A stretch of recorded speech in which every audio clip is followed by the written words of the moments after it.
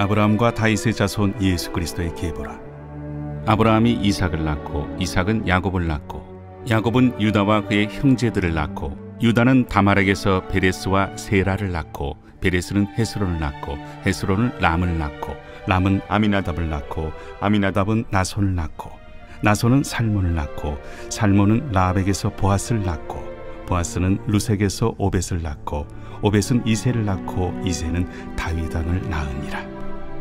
다윗은 우리아의 아내에게서 솔로몬을 낳고 솔로몬은 르호보암을 낳고 르호보암은 아비야를 낳고 아비야는 아사를 낳고 아사는 여호사밧을 낳고 여호사밧은 요람을 낳고 요람은 우시아를 낳고 우시아는 요담을 낳고 요담은 아하스를 낳고 아하스는 히스기야를 낳고 히스기야는 므낫세를 낳고 므낫세는 아몬을 낳고 아몬은 요시아를 낳고 바벨론으로 사로잡혀갈 때 요시아는 여고냐와 그의 형제들을 낳으니라. 바벨론으로 사로잡혀간 후에 여고냐는 스알드엘을 낳고 스알드엘은 스룹바벨을 낳고 스룹바벨은 아비웃을 낳고 아비웃은 엘리야김을 낳고 엘리야김은 아소를 낳고 아소르는 사독을 낳고 사독은 아킴을 낳고 아킴은 엘리웃을 낳고 엘리웃은 엘르아사를 낳고 엘르아살은 mat단을 낳고 mat단은 야곱을 낳고 야곱은 마리아의 남편 요셉을 낳았으니 마리아에게서 그리스도라 칭하는 예수가 나시니라. 그런즉 모든 대수가 아브라함부터 다윗까지 14대요 다윗부터 바벨론으로 사로잡혀갈 때까지 14대요 바벨론으로 사로잡혀간 후부터 그리스도까지 14대더라. 예, 오늘부터 우리는 마태복음을 묵상합니다. 마태복음은 신약 성경에 제일 처음 자리하고 있죠.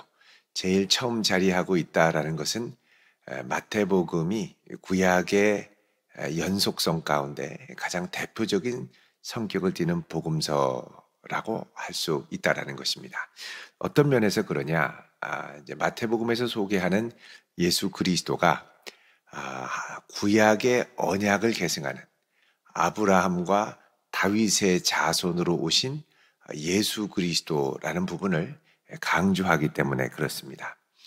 여러분, 하나님께서 그의 백성을 만드실 때 마음에 품고 계셨던 깊은 생각이 있습니다. 그것은 우리가 민수기에서 성막이 오르고 내리고 함께 이스라엘 진영과 함께하는 것을 본 것처럼 하나님께서는 그의 백성을 자기 백성으로 삼으시고 세상 끝날까지 영원토록 함께 하기를 원하십니다. 그래서 하나님께서 원하시는 것은 하나님의 장막을 그의 백성 가운데 치시고 거처로 삼고 함께 동행하시는 것이죠. 그것이 아주 극명하게 나타난 것이 성육신의 사건입니다. 말씀이 육신이 되어 우리 가운데 거하심에, 그렇게 얘기하죠. 요한복음에 보면 말씀이 육신이 되어 우리 가운데 거하심에, 이 거한다라는 건 뭐냐? 우리 가운데 장막을 치심에, 텐트를 치심에, 성막을 치심에, 이제 이런 뜻이죠. 이렇게 하나님께서 그의 백성들과 함께 하시는 이 임마누엘의 역사, 또 이 임마누엘이라는 건 뭐냐? 하나님의 소유된 백성으로 세상 끝날까지 하나님이 함께 하신다는 것이고, 이것은 하나님이 언약의 하나님이고 그의 백성을 그의 언약대로 끝까지 붙드시고 지키시는 하나님이라는 것을 의미하고 있습니다. 여러분, 마태복음을 그냥 순서대로 읽으면 잘 보이지는 않습니다만, 이제 전체의 큰 구조로 보면 마태복음 전체를 감싸고 있는 큰 두 개의 이제 테마 구절이 있습니다. 그게 이제 마태복음의 족보가 끝나는 바로 이제 2장부터 시작을 하기 전에 마태복음의 족보가 끝나고 바로 예수님이 태어나는 것을 이야기하는 1장 18절부터 25절까지 예수님의 나심에 관한 말씀이죠. 그때 예수님을 소개하면서 예수님이 누구냐? 1장 23절에 보라 처녀가 잉태하여 아들을 낳을 것이요 그의 이름은 임마누엘이라 하리라 라고 말씀합니다. 자, 이것을 번역한즉 뭐라고 그럽니까? 하나님이 우리와 함께 계시다 함이라. 자, 그래서 마태복음은 그 시작에 예수 그리스도의 오심이 임마누엘의 역사를 이루기 위한, 구약의 약속 임마누엘의 역사를 이루기 위한 오심이다 라고 말씀합니다. 이 임마누엘의 역사는 하나님이 그의 백성과 함께 하시는 이 언약의 핵심적인 부분이라는 것이죠. 자, 그리고 마태복음 맨 뒤로 가면 마태복음 마지막에 이 부분을 다시 한번 말씀을 합니다. 마태복음 28장 20절을 같이 보시면요. 내가 너희에게 분부한 모든 것을 가르쳐 지키게 하라. 볼지어다 내가 세상 끝날까지 너희와 항상 함께 있으리라 말씀하죠. 그래서 세상 끝날까지 항상 함께 있겠다. 이걸 다른 말로 하면 임마누엘 하겠다. 이렇게 말씀을 할 수가 있습니다.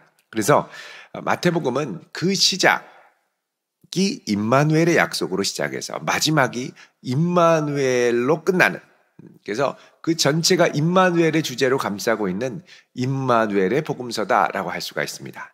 자, 이 임마누엘의 복음서의 첫 시작, 서론격인 바로 이제 오늘 본문의 이 족보, 마태복음 1장 1절에서 7절까지 나오는 아주 대표적인 족보죠.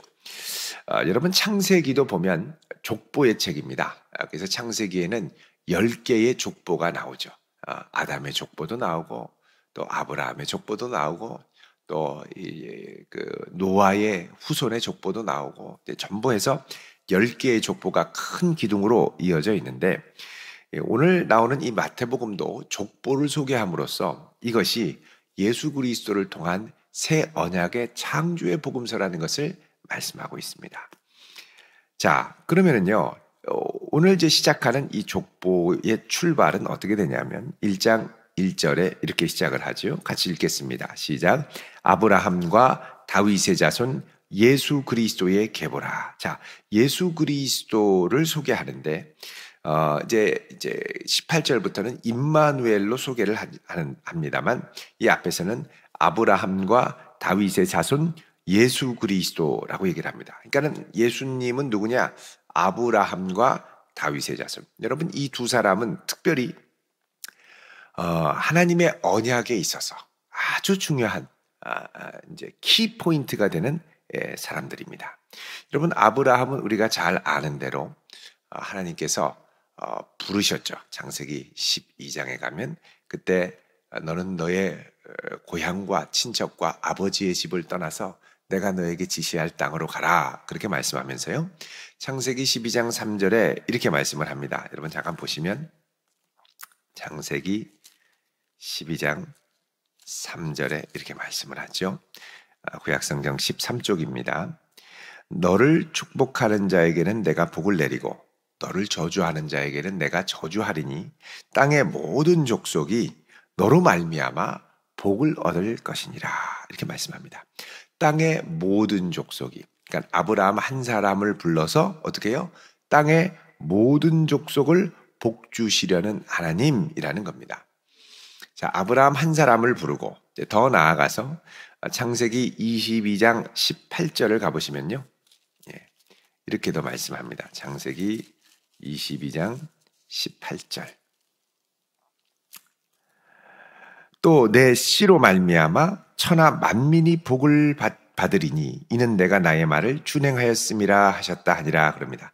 자, 내 씨로 말미암아 천하 만민이 복을 받겠다. 자, 여러분 여기 내 씨로 말미암아라고 할 때 이 씨는 여러 씨들이 아닙니다. 한 씨입니다. 하나님이 특별히 한 씨를 통하여 복을 줄 것이다 그러죠. 여기 이 씨라는 건 이 이단 단체가 말하는 비유풀이의 그 씨, 말씀, 그게 아니라 내 씨는 너의 후손을 말합니다. offspring 영어로 하면. 자, 이 내 씨, 내 후손을 통하여 천하 만민이 복을 얻게 하겠다. 자, 그래서 이걸 가리켜서 여러분 갈라디아서 3장 16절을 가면 이렇게 말씀을 합니다. 한번 보시겠습니다. 갈라디아서 3장 16절. 갈라디아서 3장 16절 읽어보겠습니다. 이 약속들은 아브라함과 그 자손에게 말씀하신 것인데 여럿을 가리켜 그 자손들이라 하지 아니하시고 오직 한 사람을 가리켜 내 자손이라 하셨으니 곧 그리스도라 그러죠. 자, 이 약속들은 아브라함과 그 자손에게 말씀하신 것이다 그러죠. 자, 아브라함과 그 자손에게 말씀하셨는데 내 씨로 말미암아 이렇게 얘기한 이 씨가 여럿이 아니라 복수형이 아니라 오직 한 사람 단수형 내 씨, 내 자손. 여기는 씨가 아니라 자손들 이렇게 얘기하죠. 내 자손, 자손이라고 했으니 곧 누구라고요? 그리스도라 그럽니다. 그리스도라. 그래서 여러분 하나님께서 이제 내 씨로 말미암아라고 할 때 이게 이제 단수를 썼다라는 겁니다. 단수. 그러니까 결국 이 아브라함의 후손 가운데 오시는 한 분, 바로 궁극적으로는 예수 그리스도를 가리키고 있다라고 말하는 것이죠. 자, 그래서 이 아브라함은 이 한 사람을 통해 그의 후손 하나를 통해 만민이 구원을 얻고 복을 얻는 약속을 하나님이 허락을 하셨습니다. 자, 그런 다음에 다윗이 있는데 다윗도 다윗에게 하신 언약이 있죠. 다윗 언약, 그건 뭐냐? 하나님께서 이 열방을 구원하는 은혜와 복을 주실 때 특별히 한 사람을 통해서 이제 오시는데 그 누구를 통해서 오시느냐? 다윗의 후손, 다른 말로 하면 유다 지파를 통해서 영원한 왕위를 허락하실 것을 약속을 합니다. 그것을 약속하는 대표적인 것이 사무엘하 7장 12절 이하죠. 하나님께서 다윗이 하나님의 성전을 짓고자 할 때 그 마음을 기쁘게 받으시고 다윗에게 주신 약속이 바로 이 다윗 언약으로 말하는 사무엘하 7장 12절 이하입니다. 여러분 한번 보십시오. 사무엘하 7장 12절에 내 수완이 차서 내 조상들과 함께 누울 때에 내가 내 몸에서 날 내 씨를 내 뒤에 세워 그의 나라를 견고하게 하리라. 여기도 내 씨라고 얘기합니다. 자, 13절에 그는 내 이름을 위하여 집을 건축하고 나는 그의 나라 왕위를 영원히 견고케 하리라 그러죠. 그래서 한 씨가 하나님 나라 왕위를 영원히 견고케 한다 그럽니다. 자, 그러면서 16절에 내 집과 내 나라가 내 앞에서 영원히 보존되고 그 다음에 내 왕위가 영원히 견고하리라 그럽니다. 여러분, 다윗의 왕조는 솔로몬 이후에 둘로 나뉘고 나중에 다 남북 왕조들이 분열되어 있다가 북왕국 이스라엘이 약화돼서 먼저 망하고 아수르에 의해서 그 다음에 한 150년, 200년 있다가 그 다음에 이제 남왕국 유다가 바벨론에 의해서 망하지 않습니까? 근데 이렇게 망함에도 불구하고 그 왕위가 영원히 견고하겠다라는 것이죠. 자, 이 부분을 여러분 시편 89편 3절에 보면 이렇게 말씀을 합니다. 한번 보겠습니다. 시편 89편 3절 867쪽입니다. 867쪽 시편 89편 3절 자, 읽어봅니다. 주께서 이르시되 나는 내가 택한 자와 언약을 맺으며 내 종 다윗에게 맹세하기를 내가 내 자손을 영원히 견고히 하며 내 왕위를 대대에 세우리라 하셨나이다. 아멘. 자, 여기 보면 하나님께서 다윗과 언약을 하셨고 그 언약의 핵심은 뭐냐? 다윗의 자손을 영원히 견고히 하고 그 왕위를 대대에 세우겠다라고 약속하셨습니다. 영원까지 계속되는 유다 지파의 왕위.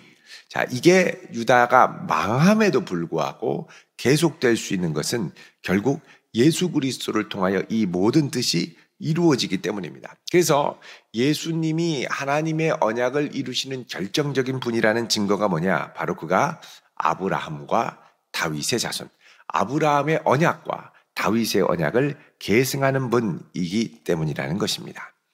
자, 이렇게 해서 이 서론이 아브라함과 다윗의 자손인 예수 그리스도의 계보를 말하면서 이 족보가 크게 이제 세 부분으로 나뉘어져 있습니다. 세 부분으로 우리가 이제 마태복음 강해 설교를 할 때 이 각 부분을 좀 자세히 말씀을 나눴습니다만, 자, 오늘 여기 짧게 보면요. 첫 번째는 2절부터 6절까지입니다. 어디부터냐면 아브라함부터 시작을 해서 6절까지 다윗 왕 때까지죠. 자, 이건 뭐냐? 이스라엘, 아브라함 후손의 상승기입니다. 그 계보가 그 후손들이 잘 될 때. 근데 이제 그 다음부터 이제 솔로몬부터 이제 나라가 흔들리기 시작하죠. 그래서 7절 솔로몬부터 시작해서 11절에 바벨론으로 사로잡혀 갈 때까지. 그러니까 이거는 뭐냐? 하강기입니다. 하강기. 상승기가 있고 하강기가 있고. 그다음 11절에 바벨론으로 사로잡혀 간 후에 예수 그리스도까지. 이때는 뭐냐? 포로기입니다. 포로기. 자, 포로기. 그러니까 여기서 이 포로기를 이렇게 봤다라는 건 뭐냐? 여러분 나중에 70년 후에 바벨론에 사로잡혀간 지 70년 후에 이스라엘이 포로로 풀려났죠. 그럼에도 불구하고 이스라엘은 그 이후에도 계속해서 이제 그 열강들에 의해 사로잡히게 됩니다. 그래서 아시리아에 의해서 시리아에 의해서 이제 그 시리아에 의해서 다시 이제 지배를 당하고, 그래서 그때 안티오코스 에피파네스 4세가 멸망에 가증한 것을 성전에 세우고 힘들게 하지 않습니까? 자, 그래서 이제 시리아의 지배, 그리고 그 이후에 잠깐의 독립왕조 하스모니아는 왕조 이후에 로마의 통치를 받게 됩니다. 그러니까는 로마의 통치 가운데 있던 예수님 당시에도 여전히 포로기가 계속된다고 본 것이죠. 그러니까 이스라엘 가문, 아브라함 후손들의 상승기, 하강기, 포로기, 이 어두운 시대에도 하나님의 약속은 철회되지 않고 예수 그리스도를 보내시기까지 하나님이 열심으로 일하셨다라는 걸 보여줍니다. 여러분, 특별히 이 하나님의 열심은 잘 될 때뿐만 아니라 안 될 때도, 암담할 때도, 우리가 헤아리지 못하고 보이지 않을 때조차도 계속된다라는 것을 알 수가 있죠. 자, 처음 시작하는 이 상승기에 이걸 보면 이제 여기 4명의 여인이 등장합니다. 2절부터 6절까지.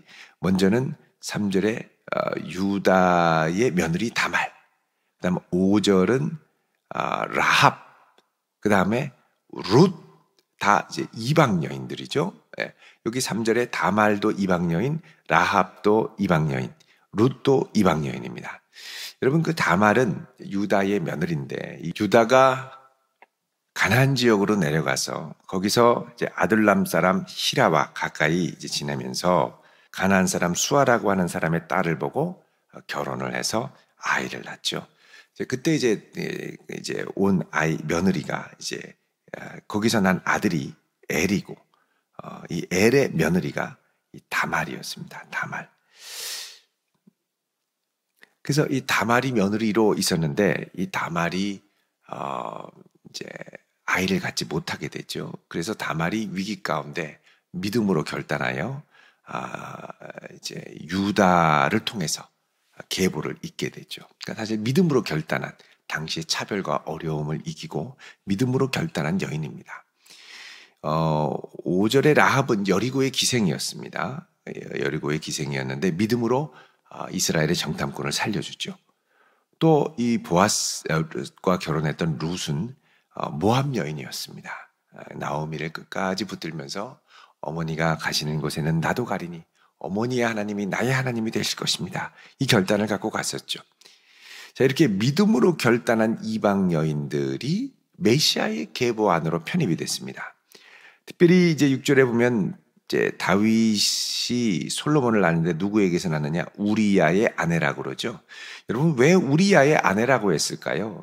우리가 다 아는 이름이 있습니다. 밧세바. 예. 근데 우리야의 아내라는 말은 특별히 이 아내가 이방인의 아내라는 것을 강조하기 위함입니다. 우리야는 우리가 잘 아는 히타이트, 햇사람이었죠. 그래서 햇사람의 아내에게서, 이방인의 아내에게서 솔로몬을 낳았습니다. 자, 그러면 여기 다말, 라합, 룻, 이게 이제 우리야의 아내, 다 보면은 가정행사에 어려움이 있었던 여인이고, 참 파탄에 가까운 인생을 살았었는데, 그럼에도 불구하고 하나님의 은혜로 믿음으로 주를 붙잡았을 때 하나님이 그들을 긍휼히 여기시고 메시아의 계보로 편입시켜 주셨죠. 그러니까 이 메시아의 족보가 정말 순혈의 아주 왕조, 고귀한 왕조가 아니라 참 부족하고 연약한 인생들이지만 그 가운데 하나님을 몸부림치며 붙들었던 여인들이라는 것, 그리고 그런 사람들이 메시아 가문의 역사를 이루었다라는 걸 알 수가 있죠. 그래서 여러분, 우리가 어떤 상황에 있든지 믿음으로 결단하며 하나님 앞에 몸부림칠 때 하나님께서 그런 우리를 아름다운 믿음의 명문 가문으로 세워주실 줄로 믿습니다. 그 소망을 갖고 우리가 나아가야죠. 자, 그래서 이 믿음의 여인들이 하나님 앞에 아주 귀하게 결단하는 것을 보았고요. 그 다음에 이제 왕정이 시작된 이제 7절부터는 아주 최고의 전성기로부터 하나님을 떠난 왕들이 결국 이제 사그라드는 것을 볼 수가 있습니다. 그리고 12절에도 바벨론으로 사로잡혀간 후에 아주 어려움의 시기를 겪지만 결국 요셉이 마리아를 통해서 나오게 됐죠. 이 마리아도 사실은 결단을 했습니다. 결혼도 하지 않은 처녀가 어떻게 잉태하여 아이를 낳겠습니까? 사회적인 차별과 어려움이 있겠으나 믿음으로 결단하여 주의 말씀이 비천한 여종에게 이루어질지이다. 그렇게 얘기하며 하나님의 역사를 받아들이게 되었죠. 자, 그래서 하나님의 언약을 결단하는 사람들에게 하나님께서 성취해 주시고 또 이스라엘의 상승기, 하강기, 포로기 가운데서도 결코 포기하지 않고 끝까지 붙들어서 인도해 주시는 것을 우리가 볼 수가 있었습니다. 여러분 여기 아브라함과 다윗의 족보의 이제 정리하는 부분을 보면요. 17절에 모든 대수가 아브라함부터 다윗까지 14대, 다윗부터 바벨론까지 14대, 바벨론부터 사로잡혀간 후까지 14대 이렇게 됩니다. 그 14 더하기 14 더하기 14죠. 그러니까 하나님께서 은혜를 주셔서 함께 하셨다라는 뜻이 되고 또 이게 14대 14대 14대 하면 이게 이제 7대가 두 번 있는 게 14거든요. 그러니까는 7대 7대 7대 7대 7대 7대 그러니까는 6번의 7대가 있고 그다음에 예수 그리스도가 올 때가 언제냐? 7번째 7대라는 겁니다. 7번째 7대 이거는 이제 희년이 되는 겁니다. 희년. 그래서 이런 은혜의 역사가 예수 그리스도를 통해서 일어난다라는 걸 보여주고 또 다른 한편으로는 이 14라는 게 게마트리아라고 그러죠. 히브리 알파벳을 보면 다비드 영어로 하면 데이빗이죠. 데이빗, 다비드 이렇게 되는데 그 세 철자 달렙, 와우, 달렙, 다비드 이렇게 되는데 이 다비드가 이 게마트리아로 보면 그 안에 이 알파벳 안에 숫자를 의미하고 있습니다. 이 숫자가 뭐냐? 4, 6, 4입니다. 4 더하기 6 더하기 4. 그러니까 다윗의 게마트리아, 다윗의 알파벳이 갖고 있는 숫자적인 함의는 14가 된다는 거죠. 그러니까 14. 그러니까 다른 말로 하면 다윗. 그러니까 다윗의 자손으로 오시는 예수 그리스도. 이것을 다른 한편으로 강조하는 것을 볼 수가 있습니다. 왜냐하면 유대인들에게는 메시아가 다윗의 자손으로 올 것을 기대하고 믿었기 때문에 그렇습니다. 그러니까 언약의 성취이신 예수 그리스도를 하나님이 보내시는데 이 보내시는 하나님의 아들 예수 그리스도는 언약을 성취하시는 분이고 아무리 어두운 가운데도 포기하지 않는 하나님의 언약의 손길이 함께 하신다라는 것을 선명하게 보여주시는 분이라는 걸 알 수 있습니다. 여러분 하나님의 언약은 결코 철회되지 않습니다. 끝까지 이루고야 맙니다. 오늘도 우리가 이 하나님의 언약을 붙들고 나아갈 때 하나님의 능력으로 우리가 흔들리지 않고 끝까지만 간다면 반드시 부족한 우리를 통하여 그분의 뜻을 아름답게 이루어 주실 줄로 믿습니다. 그런 언약에 붙들림 바 되는 복된 성도 되시기를 주님의 이름으로 축원드립니다. 기도하겠습니다. 할렐루야. 거룩하신 아버지 하나님 감사합니다.